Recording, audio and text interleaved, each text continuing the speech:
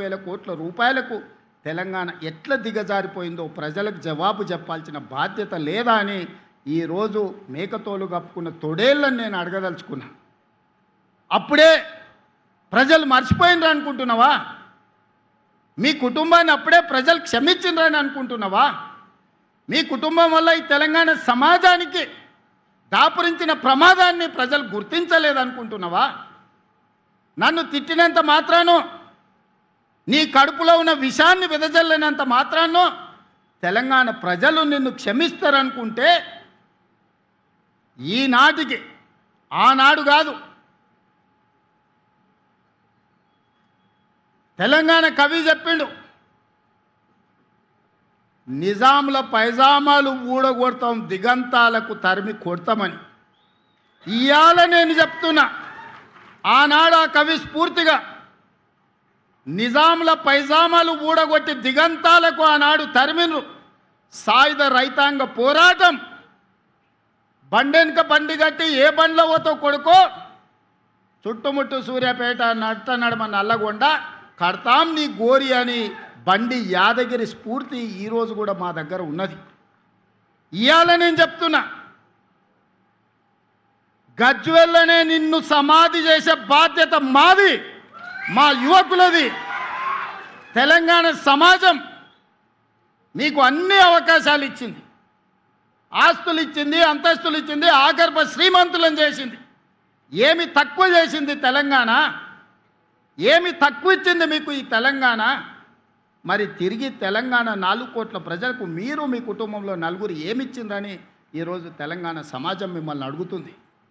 ఏం అన్యాయం చేసింది మీకు? చెప్పులు లేకుంటే తిరిగేటోళ్ళకు, గంజి గతి లేని వాళ్ళకి ఇవాళ బెంచ్ కార్లకు వచ్చినాయి కదా. అమెరికాలో బాత్రూమ్లు కడుక్కునేటోడు ఈరోజు తెలంగాణ రాష్ట్రానికి మంత్రి అయింది కదా.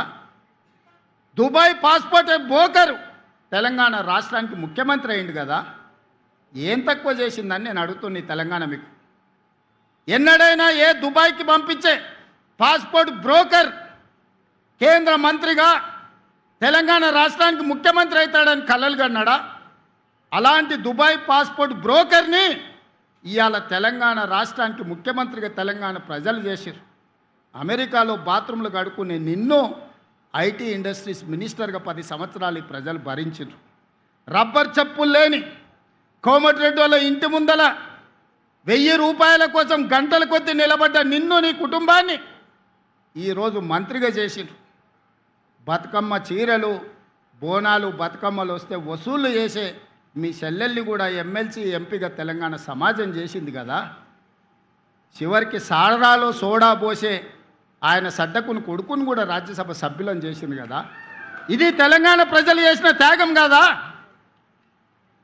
ప్రాణాలు ఇవ్వడమే కాదు, ఆత్మ బలిదానాలు చేసుకోవడమే కాదు, మీకు ఇంత ఐశ్వర్యాన్ని, అంతస్తులను అందించిన తెలంగాణకు మీరు చేసిన ద్రోహం ఏందో తెలంగాణ సమాజం మర్చిపోయిందని మీరు అనుకుంటున్నారా?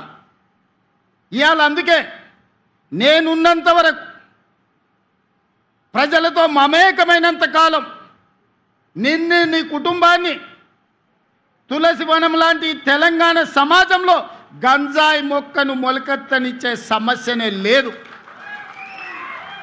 అందుకే మా స్ఫూర్తి అందశ్రీ, మా స్ఫూర్తి గద్దరన్న, మా స్ఫూర్తి సోనియా గాంధీ. మరి నీ స్ఫూర్తి ఎవరా అని అడుగుతున్నా. నిజామా? కాసిం రిజ్వీనా? ఈడీ అమీనా? ఎవడు నీ స్ఫూర్తి? ఏ జాతి నీది? నీ జాతేంది? నీ నీతేంది? నీకు మాకు పోలికేంది? నీకు మాతో పోటేంది? మేము అదమర్చినప్పుడు, మేము కనుమూర్చినప్పుడు 4 కోట్ల తెలంగాణ సభానేజ్ని కబలించి దోపిడీకి పాల్పడుతుంది కదా. ఆ దోపిడీని మేము అంత ఈజీగా మర్చిపోతామా?